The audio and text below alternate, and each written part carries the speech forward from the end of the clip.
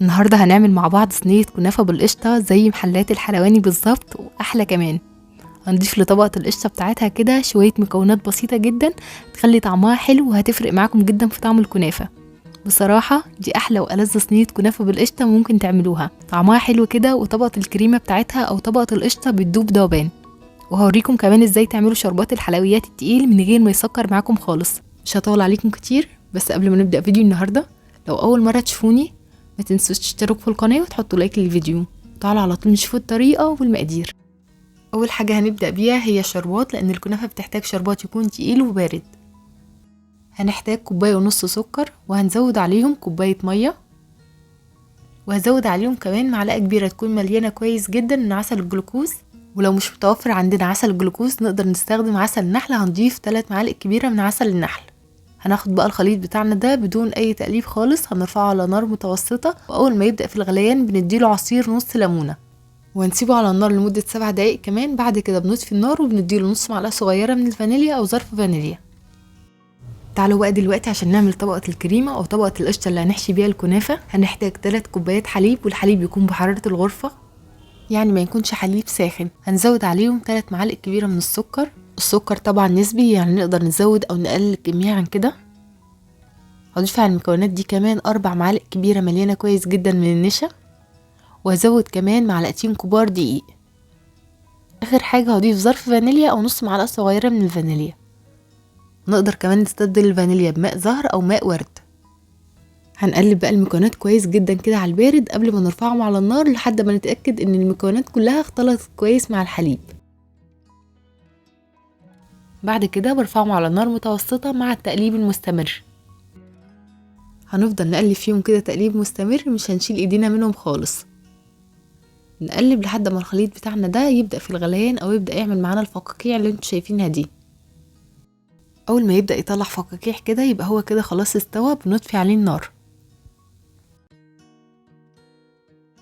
هنضيف له بقى دلوقتي شوية مكونات بسيطة هتخلي طعمه حلو قوي. هنضيف 3 معالق كبيرة من الكريم شانتيه. هنضيف الكريم شانتيه ونقلب كويس جدا.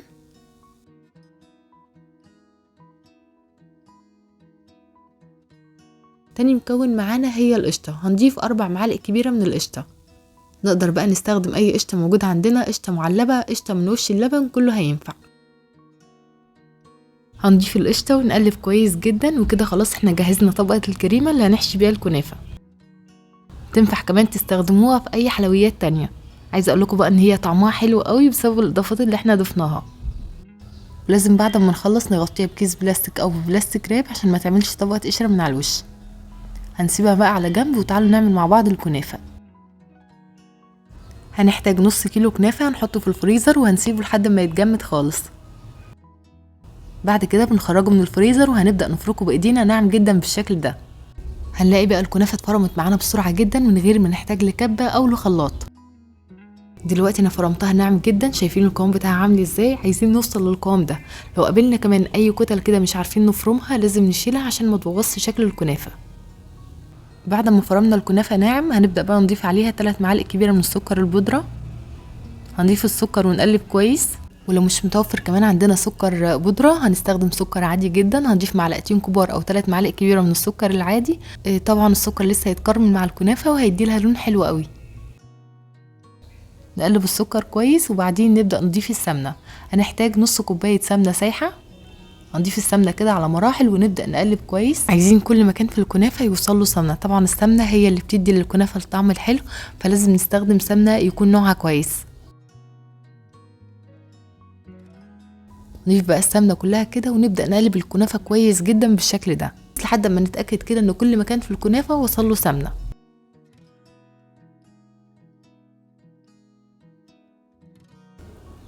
هنجهز بقى صينية مقاس 28 ندهنها كويس جدا بالسمنة، وهنبدأ نحط فيها الكنافة. هنقسم بقى الكنافة على 2، نحط النص الأول كده في الصينية ونضغط عليها كويس جدا بكف ايدينا. نوزع كده الكنافة في الصينية كويس ونضغط عليها بايدينا. نحاول كمان نعمل لها جوانب كده لفوق عشان لما نحط طبقة القشطة ما تطلعش معانا بره الكنافة وتتحرق. اهم حاجه بقى نضغط على الكنافه كويس جدا بكف ايدينا ونسويها كويس جدا كده عشان الكنافه بتاعتنا تطلع معانا مظبوطه ويطلع كمان شكلها حلو. وبعد ما بنخلص بقى بنجيب طبقه القشطه اللي احنا عملناها وبنحطها كده على الكنافه ونحاول نوزعها كويس.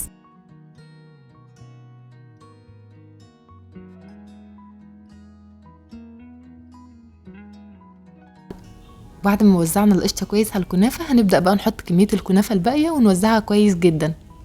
نحاول بقى نظبط الكنافه ونضغط عليها بالراحه كده عشان تطلع معانا مظبوطه ويطلع شكلها حلو. ده شكلها كده بعد ما خلصتها خالص. بالنسبه للتسويه هندخلها فرن سخن على درجه حراره 200، الفرن يكون شغال من تحت بس. اول ما الجوانب تبدا تاخد لون ذهبي بنطفي عليها من تحت ونولع عليها الشوايه عشان تاخد لون ذهبي من فوق. هتاخد تقريبا نص ساعه هنلاقيها استوت. اول ما بنخرجها كده من الفرن وهي لسه سخنه هنسقيها بقى بالشربات التقيل البارد. هنسقيها كده من الناحيه اللي فوق وبعدين نقلبها على الناحيه التانية ونبدا نوزع عليها باقي كميه الشربات.